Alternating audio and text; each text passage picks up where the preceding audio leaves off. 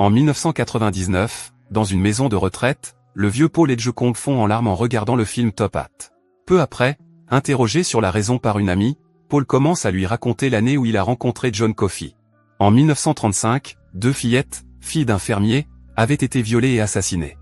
Sur les lieux du crime, on avait retrouvé et arrêté John Coffey, un Afro-Américain imposant qui, en hurlant, tenait les corps dans ses bras. À l'époque, Paul est gardien-chef dans le couloir de la mort de la prison de Cold Mountain. Le couloir de la mort a été rebaptisé la ligne verte, en raison de la couleur du sol du couloir menant à la chaise électrique. Aux côtés de Paul travaillent les gardiens Brutus Brutal Howell, le jeune Dean Stanton, le plus âgé Harry Terwilliger et le sadique Percy Wetmore, qui a été malmené pour son tempérament violent. Dans l'aile, on trouve Arlen Bitterbuck, un Amérindien taciturne, et Édouard Delacroix, dit Edel, un immigrant français. Ce dernier est victime des accès de colère de Percy, qui va jusqu'à lui briser les doigts pour se moquer de lui. Un jour, John Coffey, condamné à mort pour le meurtre des 2 jeunes filles, arrive à Cold Mountain.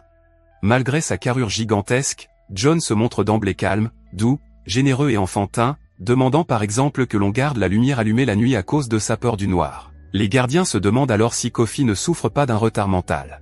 Le directeur de la prison, Almore, informe Paul que sa femme, Melinda, est atteinte d'une tumeur cérébrale incurable. Plus tard, dans le couloir de la mort, les gardiens rencontrent une mignonne petite souris qui suscite immédiatement la joie du groupe, à l'exception de Percy, qui tente en vain de la tuer.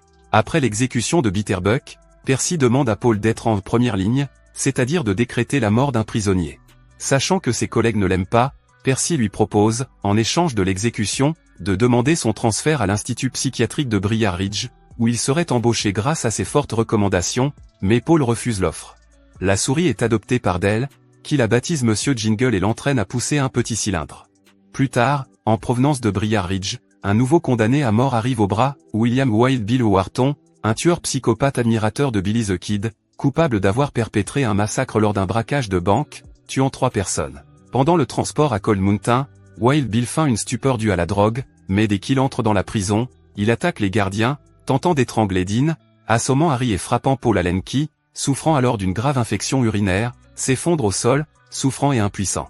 Percy est paralysé par la peur, ce qui nécessite l'intervention de Brutal, qui assomme Wharton et l'enferme dans la cellule. Tandis que les gardes se rendent à l'infirmerie pour se soigner, le souffrant Paul est convoqué par John Coffey, le géant saisit le garde et pose une main juste au-dessous de son nombril. Faisant preuve d'une puissance extraordinaire, il absorbe en quelques instants le mal de Paul, sous les yeux ébahis de Dell. Immédiatement après, John régurgite une nuée de moucherons qui se dissolvent dans l'air, puis s'allonge, épuisé. Paul se remet de l'infection et, le soir même, fait l'amour à sa femme Janice après une longue période.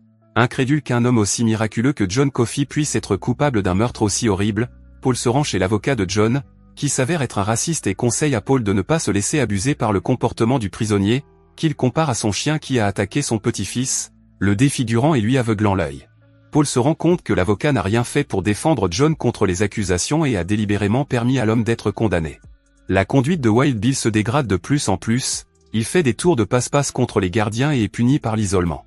Pendant ce temps, Paul confie à Percy, à contre-séure, la direction de l'exécution de Dell. Lors des répétitions, Percy se montre extrêmement pratique et professionnel, sauf qu'il effraie ensuite le prisonnier. Profitant de la distraction des gardiens, Wharton saisit et tripote le bas-ventre de Percy qui, effrayé, urine sur lui-même et s'humilie devant tout le monde, mais Paul le rassure en lui disant que l'affaire ne sera pas divulguée à l'extérieur de l'aile. À l'approche de l'exécution de Dell, le condamné commence à s'inquiéter du sort de Mr. Jingle. Pour le rassurer, les gardiens inventent l'existence de Mooseville, une merveilleuse ville de souris située en Floride, où la souris sera envoyée après la mort de son maître. Monsieur Jingle sort de sa cellule et est piétiné à mort par Percy, qui s'éloigne rapidement. John saisit la souris et la guérit, répétant le miracle qui s'est produit plus tôt.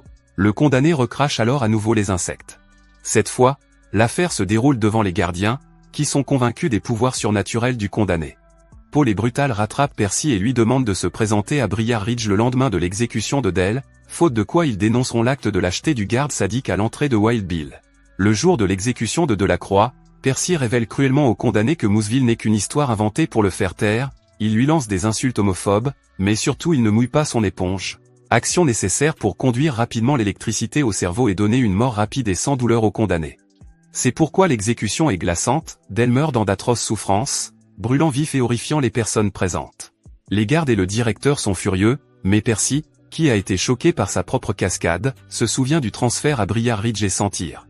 Pendant l'exécution, dans la cellule, John tient Monsieur Jingle, mais la souris s'enfuit, effrayée par le bruit de la chaise électrique.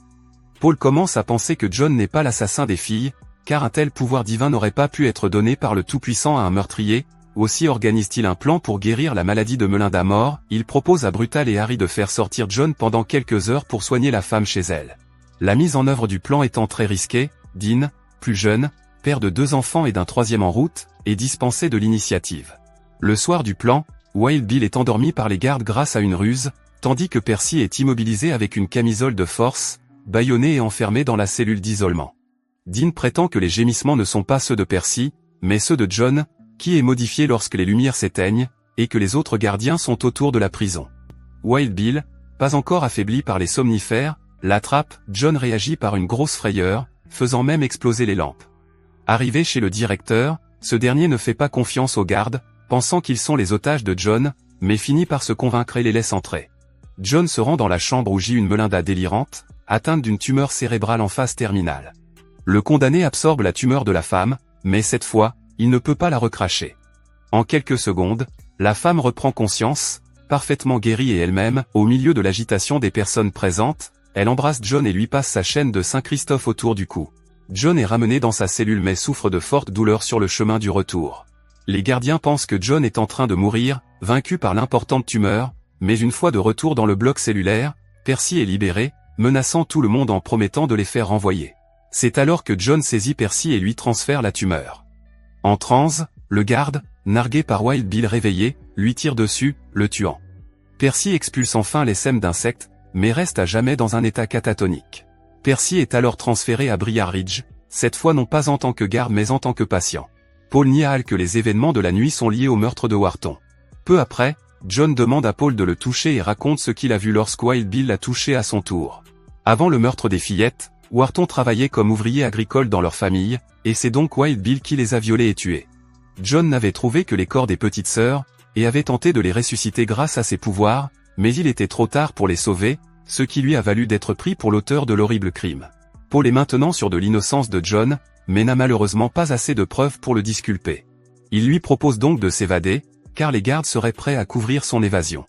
Mais John refuse toute aide, car il a déjà décidé d'en finir, fatigué de vivre seul et de percevoir tout le mal et toutes les atrocités du monde. Sa dernière volonté est de pouvoir voir un film sur pellicule, ce qu'il n'avait jamais pu faire auparavant. Ainsi, la nuit précédant son exécution, les gardiens exaucent le dernier souhait de John et lui font regarder le film Top Hat. John est fasciné, à tel point qu'il croit que les protagonistes sont des anges. Le jour de l'exécution arrive, bien que les gardiens soient conscients de l'injustice qui est sur le point de se produire, ils sont contraints de procéder. Attaché à la chaise électrique, John demande à ne pas porter la cagoule, rappelant sa peur du noir. Après le choc de l'exécution, Brutal et Paul demandent à être transférés au centre de détention pour mineurs, afin d'éviter de nouvelles souffrances. Ayant terminé son incroyable récit, l'ami de Paul reste néanmoins sceptique sur la véracité des dates. Le vieil homme l'emmène alors dans une cabane dans les bois et là, incroyablement, Monsieur Jingle, la souris, réapparaît, bien vivante mais visiblement vieillie.